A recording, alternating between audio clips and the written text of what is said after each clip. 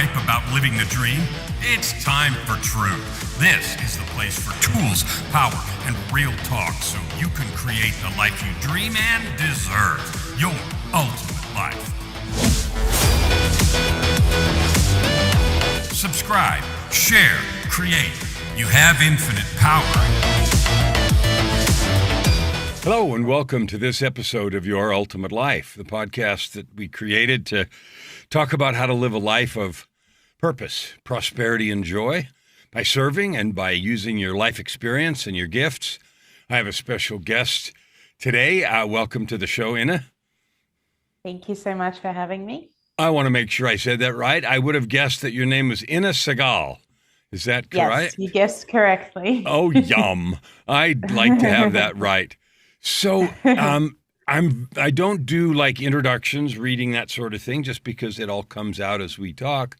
But I do like to start with understanding what you're about. So why don't you tell us what you're about? How is it that you add good to the world? Well, for me, my intention is to really help people to go deep within themselves and to understand who they are on levels and layers that they don't usually comprehend. So by working through both, I guess, healing in terms of their health issues, as well as emotions, relationships, prosperity, anything essentially that shows up in their life that they feel that it's like there's a numbness or there's a disconnect, but they really want to connect and they really want to understand whether it's their body, their selves, their life. We explore. It's kind of. So you're trying to get me. If I came to you as a client, you're trying to help me both identify areas where I'm feeling numb or disconnected, or not in touch with my best opportunities or self, and you're going to help me find that. Yeah. And, essentially, I feel like most people live in the world that we're in a very kind of desensitized way. And my idea is to help people to reconnect with who they really are, with their intuitive abilities, with their internal guidance system. And essentially, a lot of what I have done over the years has been around health and health issues. So people would come to me with traumas, health issues, challenges in their lives that they essentially don't know where it comes from, how to overcome, what to do with. And my job would be earlier on to kind of to tune in, to guide them to understand, I guess, the puzzle of their life and what really occurred and why they are where they are. And then how do we get to a completely new place where they actually want to be? Again, whether it's their health or whether it's another aspect of their lives. But I've been doing this for over 25 years. So I've spent a lot of time going through the most important themes, let's just say, in our lives. So for a lot of people, especially the ones that I work with, the themes start with health, relationships, parenting. Their theme is about work and purpose. How do I figure out my purpose and why am I here? What's the point? And then there's another really huge theme that I've explored, which has been spirituality and who am I? Why am I here? What am I doing here? So lots of different kind of aspects of life, as well as ancestry. How does ancestry impact and affect me in my life? Cool. So I see that you've got a book there. Is that, tell me about that. Is that part of your work? And is that a collection of things, or is that tell me all about it. I want to know. So, this is a book called The Secret Language of Your Body. And it's been around for a while. I'm going to say it's been translated in about 27 languages at this point and is in countless countries around the world. It's sold over 1 million copies. Could be 2 million by now, but it's hard to fully tell with the publishers. But essentially, I originally wrote this book to help people, again, to understand how our thoughts, emotions, behaviors, patterns that we have from childhood, from our life experiences, from what we've observed as we were growing up, or essentially what we created through trauma, through interactions with other people, how that can lead to either a breakdown in different body parts and also diseases, or how it can lead to us healing. So I broke this down into several sections, starting with, can we start to learn how to reconnect with our own bodies? Can we sensitize ourselves enough to start to ask questions and connect the pieces of the puzzle together? This is the section everybody ignores and just goes past. And also, in this section, I talk about how I put the exercises together in terms of healing and transforming whatever is going on. And the next section, essentially, and I really think that people should read it. Yeah. Because doing things without full understanding diminishes it.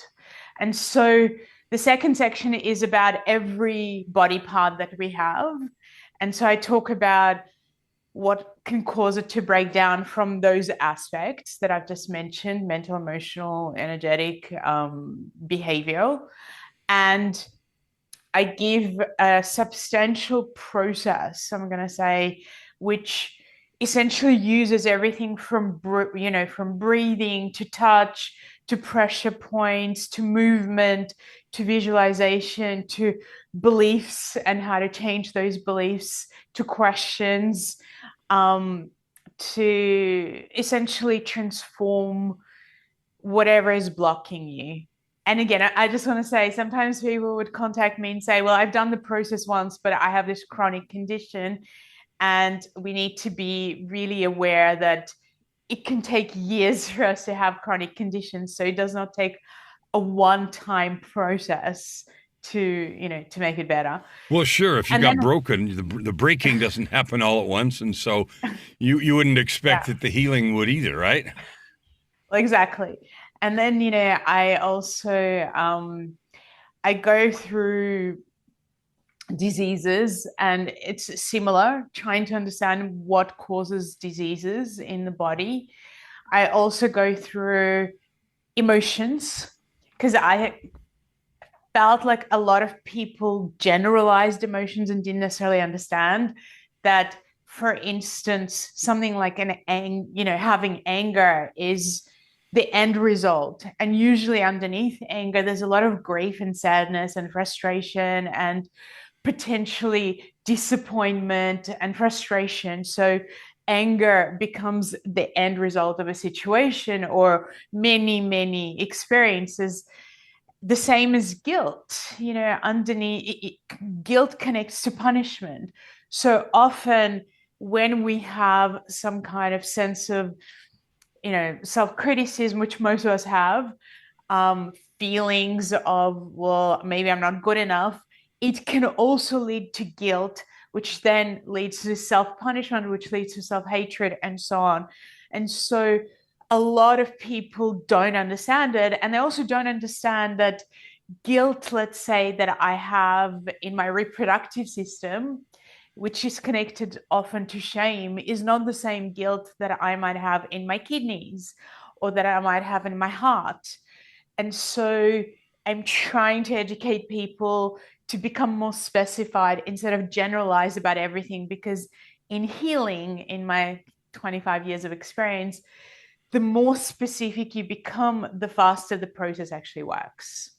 So I have a question. I want to ask this here. Yeah. I know there's a lot more to say, but I'm really curious. So you've amassed 25 years of experience, and you have a lot of gifts and healing that you can offer people. You've talked a lot about the body, and it's just brought up a lot of questions. What brought you to this place? Like, you didn't fall up this mountain. So I'm wondering, What is it in your own personal journey or story that made you decide that this kind of healing was important to you? Well, I had a lot of health conditions as I was growing up, and Mm-hmm. my mum, I'm going to say, was very much into only medicine Mm-hmm. and kind of put up medical doctors as if they were demigods, I'm going to say, so she just kind of ran to the doctor anytime we had anything. And I think part of it was that my brother had almost died when he was born. Mm-hmm. And when I had all the different health conditions, I had digestive issues, I had psoriasis all over my skin, and really, really bad back pain, as well as anxiety. Mm-hmm. She would take me to the doctors and they would prescribe all sorts of things that made things worse rather than better. Mm-hmm. So my body wasn't, my digestive system wasn't improving, it was getting worse. Mm-hmm. And my psoriasis wasn't improving, it was getting worse. So eventually I ended up meeting one of my, I guess, first long term partners.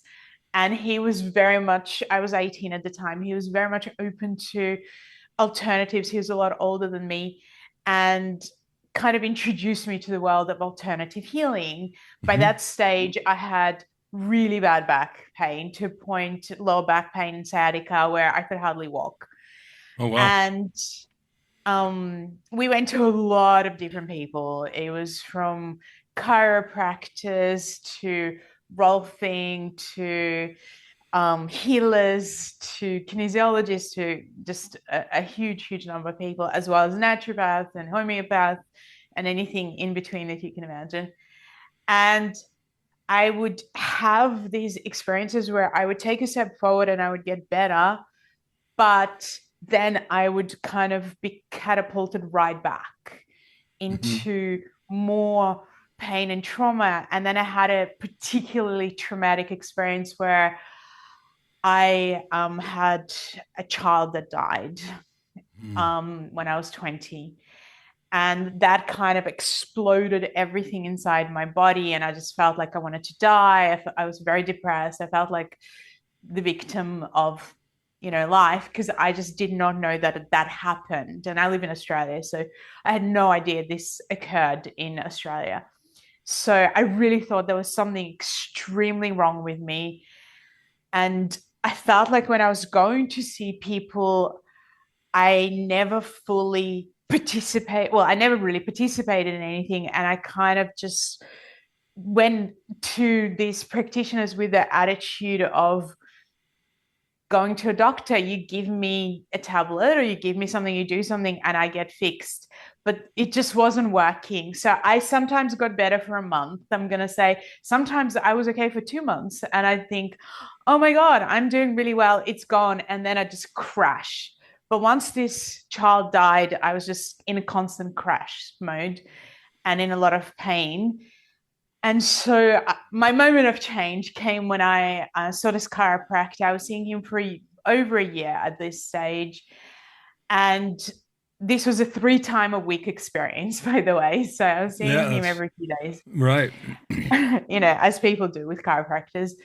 And so I came in this particular day. I was at a point where my back was actually twisted. It was inflamed. I was in agony. I came in and he came out of his office and he said, look, he kind of looked at me and he said, so, your body's stuck. And I said, yeah, I know that part. Okay, like, what are you going to do to help me? Should we go into the office? And he was a very calm man and took his time, and he just kind of took a moment to think about it. And he said, well, actually, your body wants to be stuck and there's nothing I can do for you. Go home. Now I have to say, I went to his office very depressed and kind of like, oh, what's the point of life? When I left, I was enraged. I had a lot of energy all of a sudden. Right. I was going to say, you're going to these people thinking they're going to help you, and all of a sudden he says, can't do anything. Goodbye. Yeah, especially at that age. And On the way home, I'm going to say, which was only a 5-minute drive at the time, um, I made a decision that I was going to heal myself because I just felt like I'd spent years, like it was over 2.5 years, almost 5 days a week going to see someone without enough progress, without anything holding. And I remember thinking the only thing that I haven't done is actually doing it myself. And on top of that, I was studying writing. So I wanted to become a journalist and a professional writer and so on. So I was doing a subject called linguistics at the time and literature and so on. So my mind thought in a way of language. And it occurred to me that my body was speaking this language and it was like Japanese to a point where I couldn't even recognize the letters, right? It was just like symbolic, but I can't understand it. And so when I went home, I thought to myself, you know what? I don't know how I'm going to do this, but I'm going to explore. And I'm going to start by essentially placing my hands on my back because that's where the pain was. And so I placed my hands on my back. I started breathing into it and I realized that the only time that I actually in my whole life that I would breathe in a deeper way was when I go to acting classes because I wanted to do acting as well. And the rest of the time it was very tense, shallow breathing. And so I was breathing with the pain, but it was scary because I kind of felt like it would expand potentially. Um, and it did, but I was staying with it and I started counting backwards from 30. And then just this thing occurred to me that I should ask if there is higher help. And because I didn't really know 100%, or any of us of that age, I don't know. I should just ask. And I said, okay, well, if there is something higher that can help me, then help me now. And I had zero expectation, I'm going to say. And just this warm yellow kind of light came into my field. I'm going to say I had my eyes closed, but I could feel it and see it. And the warmth was like waves going into my body, and my body started to unwind. And then for whatever reason, it occurred to me to ask if I could see my back. I wonder what my back would look like, was the thought. And again, no expectation, but within a moment, I felt like I could see my back. Well, I not just felt, I could see my back like I had X-ray vision. And whilst I got a little fright at the beginning of it, I was very focused. And my next thought was, why do I have this? But not as a victim, because I'd asked this question as a victim a million times, but from a place of, I actually want to understand what happened in my life that at this age of 20 years old would cause me to be in this place. And at that point, it was kind of like vision meets memory meets wisdom that occurred to me. So I was shown, I'm going to say in a way, from my internal wisdom, I was born in Eastern Europe. So I came to Australia, I didn't know one word of English. So I was shown what it was really like for me when I came, and how I was bullied and put down, and how I went from being this very, I was 10 at the time, very expressive, creative child, to kind of being extremely scared, very much numbed, disconnected, scared to say a word. And how that actually led to all the psoriasis inside my body, even though people say, well, it's genetic because lots of people in my family have it. Mm-hmm. But for me, it was very interesting. And that's why I talk about ancestry, how and what triggered it. And so that was really interesting. And as I kept acknowledging and feeling through it, and there was lots of tears, the images would change, and I became more aware of things that happened to do with my back pain, and again when it occurred. So for me, again, my parents had a lot of challenges in their marriage while I was young, and a lot of conflict. So there was definitely this sense of, I don't know what's going to happen. I don't feel safe. There was a lot of arguments and conflict, as I said, and stress. And there's a massive fear of lack and not having money. And so all of that had an impact, including the particular high school I went to and what was going on there, which was a private school. And now I was being told, that, and rejected from the perspective of this school of, you don't belong here, not because you can't speak English, because I could at that point, but because you don't come from wealth and you don't come from that type of an experience, because that particular school decided to give a huge discount to people from Eastern Europe. So it was very interesting because everybody pretty much who was from Eastern Europe had some kind of an issue with their back. I realized at that, later at this time when I was exploring. And then there was this awareness of my digestive system, that my grandparents had gone through the war, had an incredible amount of loss, and that everybody in the family had digestive issues to some degree or another. And so I realized there was something that my grandmother said as well. She said that when I had this child that died, she said to me, I wish it was me. And so I realized how much guilt she must be carrying about the fact that she was, out of 8 children, she was the only one who survived. And because my digestive system became so much worse once this happened as well. So yeah, there was a lot of insights, a lot of crying, a lot of feeling. And then through exhaustion, I fell asleep. And the next day when I woke up, 70% of the pain was gone. My back wasn't twisted. And I felt different. I felt like something inside of me had changed from that perspective of me going to all these different practitioners and them doing things and I had no participation, to somehow I am now involved and I'm holding the key to this. And so for the next 3 weeks, I did a lot of kind of connecting and journaling. Again, I come from that writing background. So when I write, I understand things.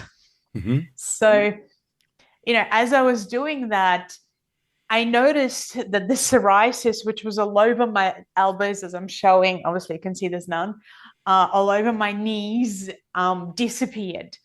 And it is, I want people to be aware of, like, my dad still has it. He's had it since he was, I think, 12 or something. His sister's covered with it. My grandfather was covered with it. It's not necessarily something that just goes away without you looking at what it's about. And so, because it's never come back for me, the back pain disappeared, and I've never had it for 25 years since. My digestive system, I'm going to say, has taken a long, long time to work on because it's been so ancestral, and it's something that I really believe digestion is about. Your daily experiences as well. And so as you have difficulties and challenges and traumas and relational difficulties, we don't always process what actually occurred. So digestion is something we have to be aware of, as well as the food we eat, obviously. So yeah, that's something I'm always having to be aware of. And my anxiety that I had went right down, and I realized that I could see into people's bodies the same way that I could do it in myself. And so that's kind of where it all started. So that's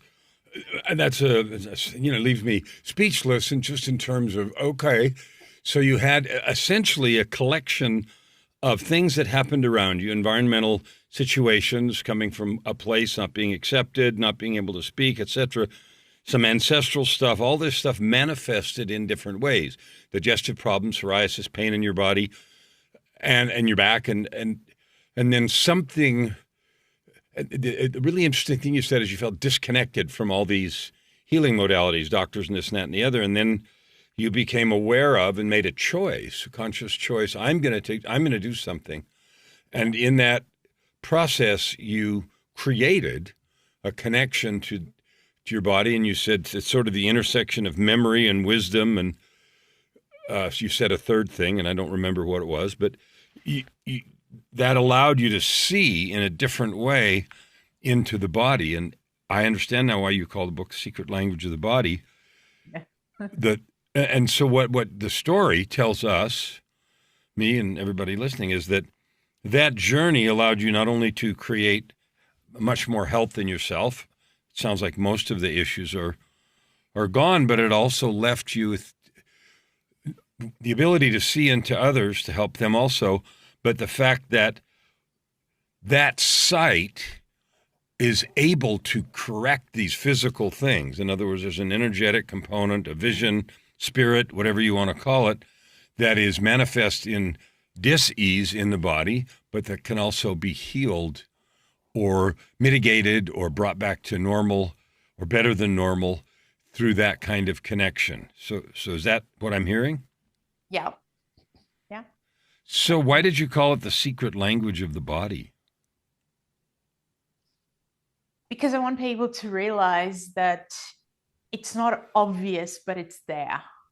It's like, it's not something that is an obvious thing, but it is a language, because the language of the body actually happens through sensations for most of us, right? We feel a sensation, we go, ooh, this feels good, or this feels bad, or maybe I have pain, maybe I should go and see somebody. So it is a language that it's speaking, but it's a language of sensation. But also when we start to go into our inner self or inner life, we start to realize that, well, actually, it is also symbolic language, that symbology didn't come from nowhere, and that people, when we look at psychology, and we also look at somebody like Jung, who was looking at the soul, and it was looking at our inner self, essentially, which is what psychology is about. What's going on inside of your mind, inside of your feeling self, inside of your inner being.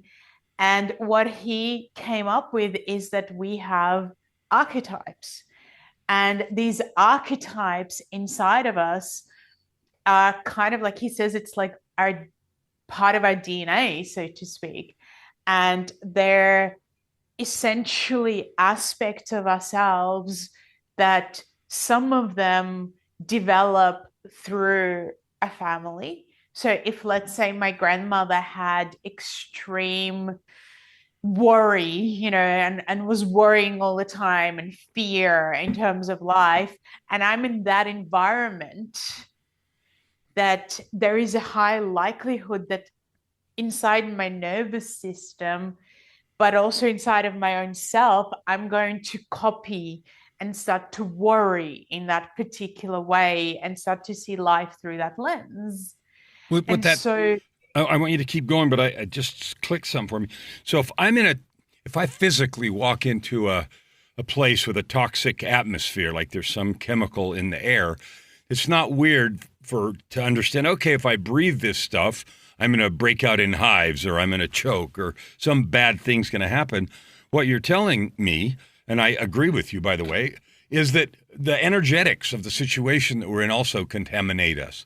And so I can go into this contaminated energetics place of worry, of anger, of fear, of mistrust, of violence, of whatever, and get contaminated in the same way as I would breathing some chemical in the air. And that would leave its residual mark on me. And there's a book, I don't remember who wrote it, you probably know, called The Body Keeps the Score.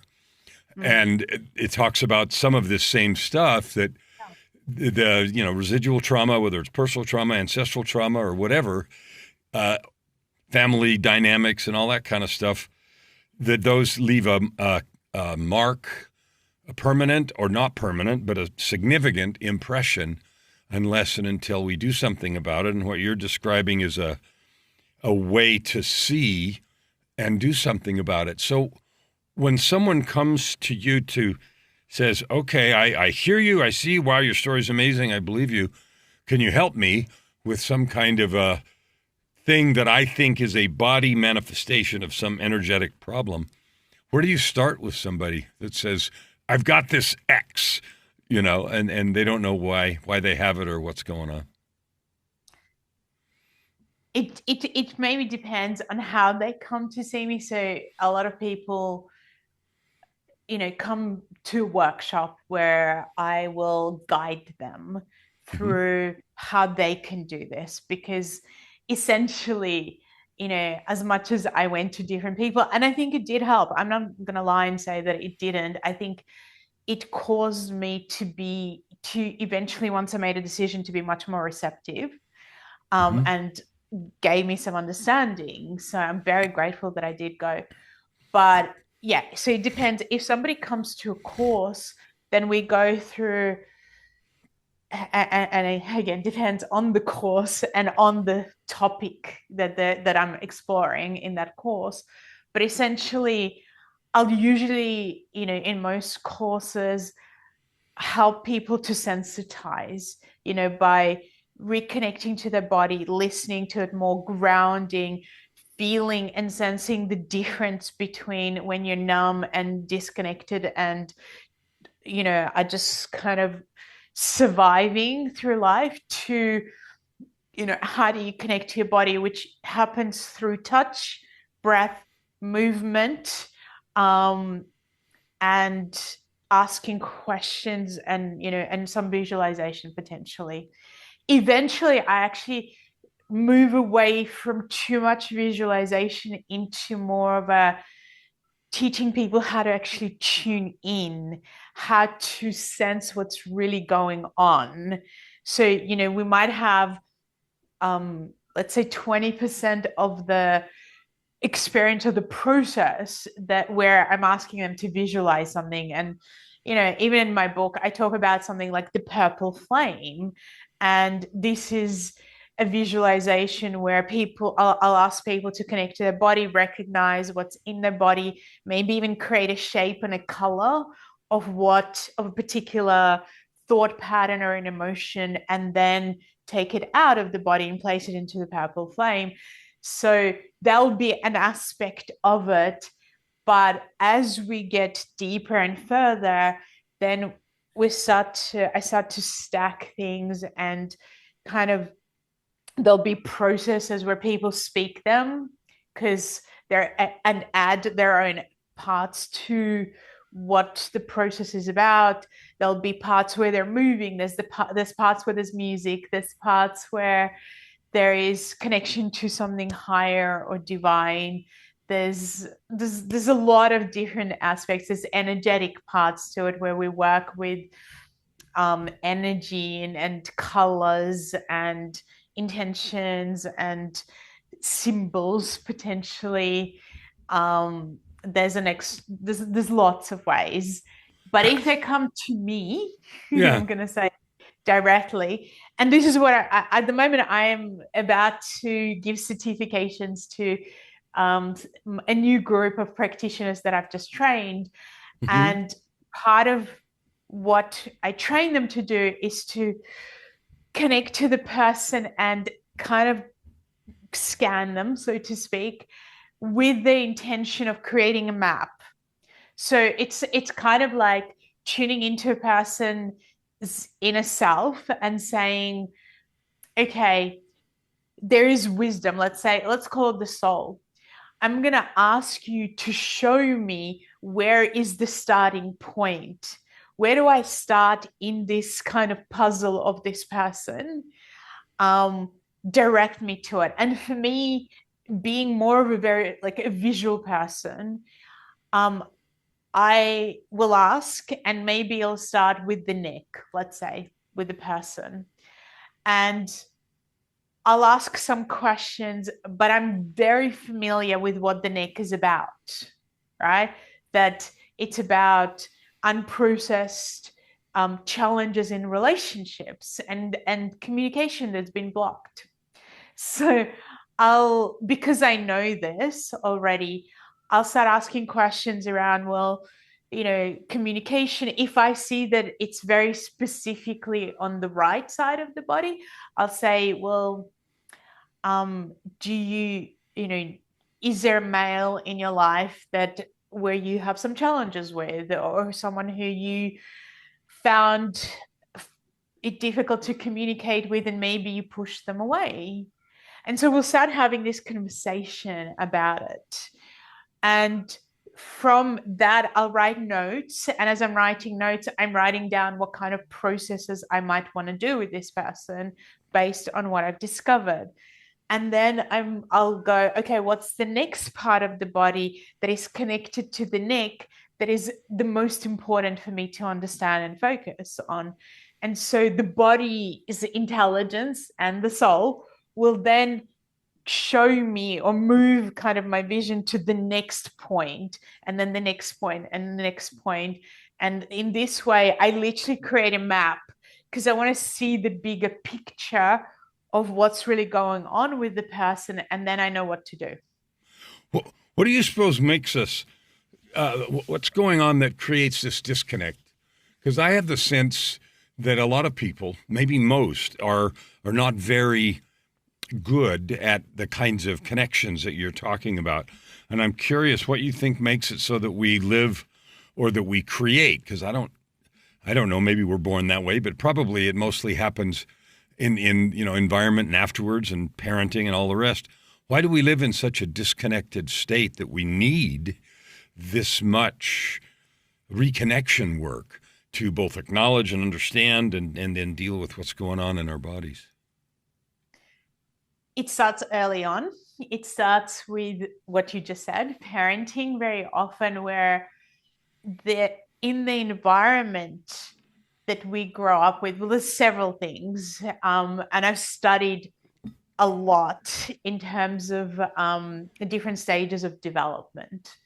So in those very important, vital developmental stages where, parents don't know what they're doing, especially young parents, right. There's a potential for traumatizing, but again, there's a potential for just not meeting the child's needs in the way that the child needs to have them met. And that could be from, a parent not being there, or shouting at one point, or being distracted when the child needs some kind of sense of safety, or for you to look at them, or for you to be fully there. And none of us are perfect, obviously. So the more, or it could be the fact like that there's so many different techniques to help a child sleep. Some of them are just leave the child and let them scream for hours. And so essentially from that very, very early time period, the child is going, am I loved? Am I safe? Am I not loved? Am I not safe? And so, again, in psychology, there's a lot where they talk about either kind of imploding and numbing and self-harming and going within, or kind of more exploding and doing things, acting out. So acting in or acting out.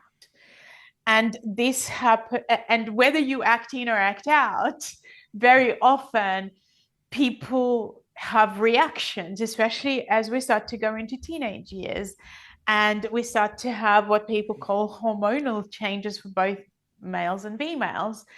And rather than supporting and knowing how to work with them, most, again, parents, teachers, I'm going to say, want to shut it down. So it's like, you're not allowed to feel sad or cry because that's not okay. You're not allowed to feel angry because that's not okay. You're not allowed to be frustrated, and so on and so forth. And so because that's what we live with, we start to go inside and we start to kind of go, well, how do other people act that's normal? What is normal? Right. And normal, right? Normal is usually, it doesn't matter how you feel. What matters is, are you going to be successful in this life, and how much money you're going to make, and that is supported even if you hate the job. Right. Right? So there's so many aspects that come in, because if it's a good job, so to speak, that makes a lot of money, then you get so much acknowledgement and support. But if internally you don't want it or you hate it, that's ignored for a lot of people. So this is why we have a lot of people going to university and then halfway through their degree going, I hate this. This is not what I wanted to do. It's what my parents wanted to do, or what my teachers said, or what I think I could have made money from. Right. And by that stage, you've learned to numb for so long. I was going to say, by that stage, you're buried in all this stuff. So it sounds that this is very, very good and very, very deep. What I want to make sure we cover now is, people are going to listen to this. They're going to want to understand more about your book, and they're going to want to understand how to find out more. You talked about certifying people. You talked about programs and workshops and things that you have. Tell us where people can find you, and what, where to go to find out more about this, because it's certainly something that has a high degree of need, the service and blessings and opportunities that you offer people. So tell us about that. So the best way is to go to my website, which is innasegal.com. Pretty easy. INNASEGIL.com. And where I really encourage people to go to is my masterclasses. So over the last couple of years, I've been recording masterclasses on different topics, starting from the most basics of kind of the secret language of your body and my book, and understanding how different parts of your body communicate with you, what they're really saying, what they're about, and actually guiding people through several processes so they can go, oh, this is what it feels like, and these are the steps and the stages of how to do this. Now, usually I'm going to say, in the past, I would charge hundreds of dollars for these types of masterclasses, where people come in, and it'd be between 2 and 4 hours, depends on which one. And, we'd go through understanding different aspects, because you have to understand before you get into a process. People who don't understand don't get results, because we must use our mind. It's where it starts, right? And when we understand, we trust, and we open up, and we allow. And so at this point, I've decided to take away excuses from people, and to give people an opportunity to do, I think there's like 4 or 5 for free. But this is not going to last, actually, for a long period of time, because there's a lot of value there. And but again, you'll see a section on the website that says masterclasses. Go look there. If you're at the beginner level, then just go to innasegal.com/secret as the first masterclass.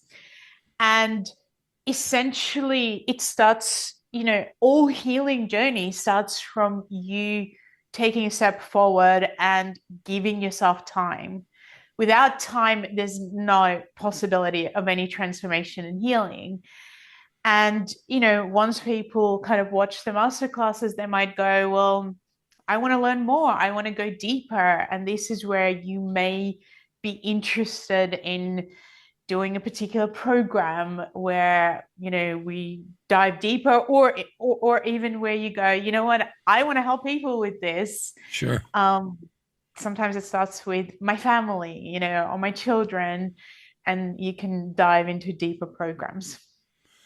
I'm really excited. I've enjoyed your description today, and the journey that you've taken me on in listening about the secret language of my body, and the things that, the causes, the cures, the opportunities for growth and listening. And I think you made a really good point. Again, you made it twice, one in your own journey where you decided to participate, and then just now at the end when you said, you gotta open, you gotta participate, or nothing's gonna happen. I'm grateful for all the things that you're doing to bless people in the world, and I would encourage all of you listening to go there. Inna Segal, INNASEGAL, innasegal.com, and explore this. I'm certainly going to take a look at it because I enjoy the process of sharing her message and the process of allowing everyone to take sovereign control over their life. Inna, I want to thank you today for sharing your heart and your processes and your wisdom. Is there anything I didn't ask you that you were just dying to say? I just think that, in our journey of healing and of understanding ourselves, when we are disconnected, we're actually stuck. And I'm in a process of writing a book about stages of healing, that there are lots of stages of healing, and that healing happens step by step. And there is so much wisdom both inside your body and for us to learn while we're on this planet. And I know also how easy it is to get into feeling depressed and feeling helpless and feeling suicidal and feeling all sorts of things, because life is hard at times. As much as we want it to be a La La Land kind of experience, it is very challenging on a daily basis for most people. And I just want people not to despair, but to go, even the pain, even the struggle, if I'm willing to meet it and if I'm willing to work with it, can have so many blessings and so much depth and wisdom and fulfillment in it. Maybe not while you're going through it, the worst of it, but if you're always looking at, okay, in this painful, difficult situation, what can I learn from this? How can I grow from this? How can I become a stronger, better, healthier, more wiser, understanding person? Then you'll be shown it, and the pain will then turn around into something that is really helpful and healthy, as opposed to something that's a force of destruction. Thank you. Thanks for sharing that last thing. And I really want to express gratitude for your presence and being with us today. Thank you. I would encourage you to listen. I would encourage you to get this book. And I would encourage you to think about this, because being disconnected from your body and simply responding to external stimulus and not paying attention to what the wisdom that it has to share with you is a way to stay stuck, as she said. And I can tell you that as you take sovereign control over your own healing, your own life, your own opportunities, that there really isn't anything except our own choices that get in the way of us creating and living the ultimate life. Never hold back and you'll never ask why. Open your heart and this time around. Right here, right now. Your opportunity for massive growth is right in front of you. Every episode gives you practical tips and practices that will change everything. If you want to know more, go to KellanFluckigerMedia.com. If you want more free tools, go here, YourUltimateLife.ca. Subscribe. Share. Stand with your heart in the sky.